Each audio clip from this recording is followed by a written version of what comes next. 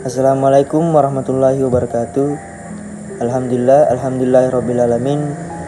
Wassalatu wassalamu ala asrafil anbiya'i wal mursalin Sayyidina Muhammad wa ala alihi washabihi ajmain, amma ba'd. Baik, pada kesempatan kali ini kami dari kelompok 2 akan memaparkan materi kami yang bertemakan tata kelola pemerintahan yang baik atau good governance dalam pelayanan publik di bidang pekerjaan dan usaha. Adapun anggota kelompok kami akan memaparkan materi kami yaitu Farain, Anggung Putri, Nurul Ramadhani, Nurul Hasana, Dian Ardiansyah, Muhammad Farhan Yamani, dan saya Alif Alfian Nasir. Untuk mengefisienkan waktu untuk pemateri, saya persilahkan untuk memaparkan materinya. Terima kasih atas kesempatan yang diberikan. Pembahasan pertama mengenai pengertian pelayanan publik. Secara garis besar, pelayanan publik dapat didefinisikan sebagai sebuah layanan atau fasilitas yang pemerintah berikan kepada seluruh warga masyarakatnya. Sedangkan dalam Undang-Undang Nomor 25 Tahun 2009, pelayanan publik didefinisikan sebagai sebuah kegiatan yang berupaya untuk memenuhi kebutuhan pelayanan yang telah disesuaikan untuk peraturan undang-undang bagi seluruh masyarakat, entah itu barang, jasa, hingga pelayanan administrasi. Saya alihkan ke pemateri selanjutnya. Prinsip pelayanan publik. Pelayanan publik tidak boleh dilakukan secara sembarangan. Ada beberapa prinsip yang harus dijadikan sebagai pedoman. Hal ini sudah diatur dalam keputusan Menpan nomor 63/M-M-7/2003. Adapun beberapa prinsip tersebut yaitu: pertama, kesederhanaan. Maksudnya yaitu pelayanan publik tidak boleh sulit dan berbelit-belit, tetapi harus mudah dilaksanakan sekaligus mudah untuk dipahami oleh kalangan masyarakat. 2. Kejelasan. Pelayanan publik harus memiliki proses yang lebih baik secara teknis maupun administratif. 3. Kepastian waktu.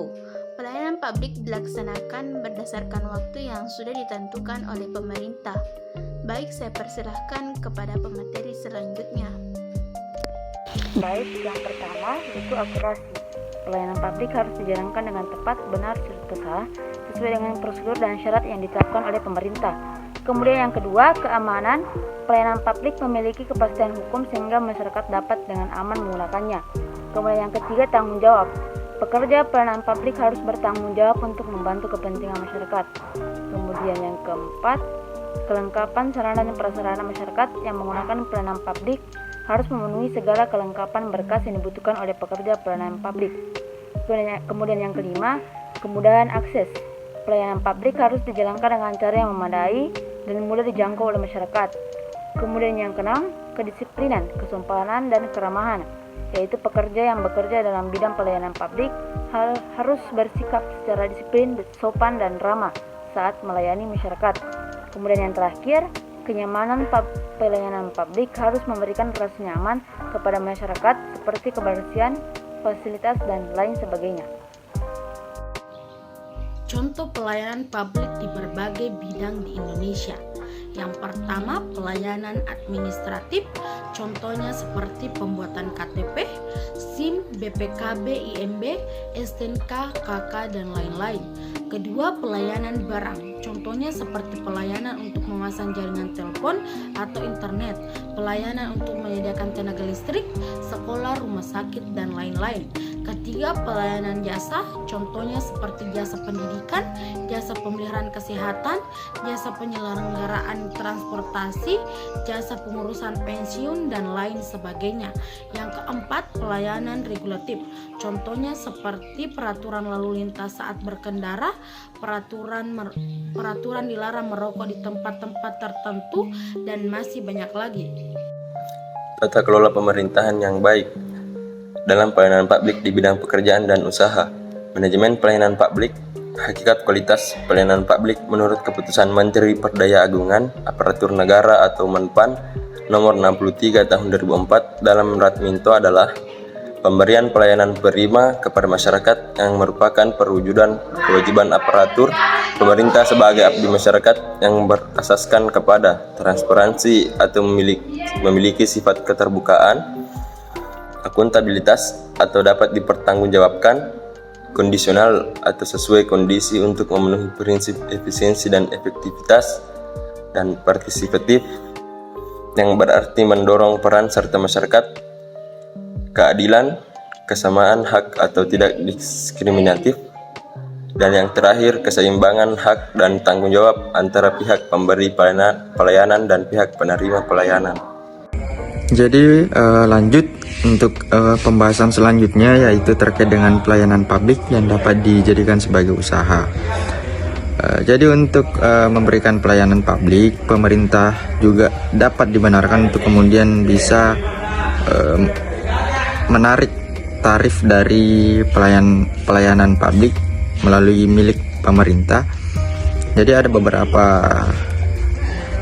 pelayanan publik yang dapat dibebankan tarif, misalnya seperti jalan tol, pelayanan kesehatan, pemadam kebakaran,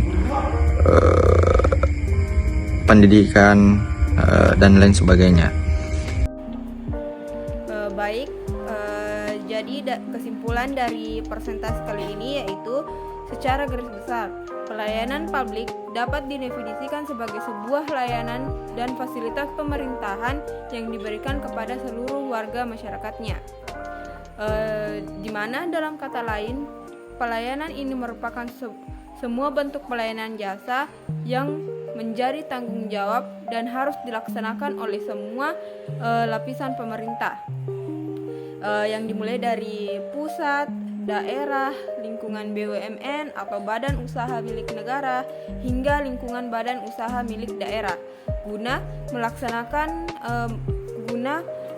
memenuhi kebutuhan masyarakat. Kemudian dalam Undang-Undang Nomor 25 Tahun 2009, pelayanan publik didefinisikan sebagai sebuah kegiatan yang berupaya untuk memenuhi kebutuhan pelayanan yang telah disesuaikan oleh peraturan perundang-undangan bagi masyarakat, entah itu barang, jasa, hingga pelayanan administrasi. Jadi siapa sajakah yang termasuk dalam pelayanan publik? Jadi secara umum seluruh abdi negara, baik itu pejabat negara, pejabat pemerintahan, pegawai BUMN, BUMD, atau dalam sebutan lain yang apabila gajinya bersumber dari APBN atau APBD, semuanya adalah pelayanan publik. Sekian presentasi dari kelompok kami. Assalamualaikum warahmatullahi wabarakatuh.